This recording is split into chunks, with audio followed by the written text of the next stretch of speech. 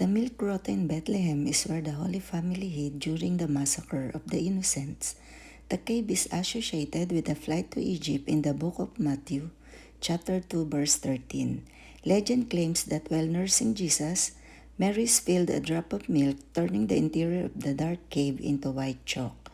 Known as Site of Miracles, visitors, including both Christians and Muslims, pray for fertility and breastfeeding success.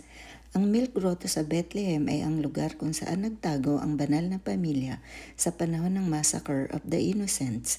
Ang kuweba ay nag-uugnay sa pagtakas patungong Ehipto ayon sa aklat ng Mateo. Sinasabi ng alamat na habang inaalagaan si Jesus, si Maria ay nagbuhos ng isang patak ng gatas na ginawang puting chalk ang loob ng madilim na kuweba.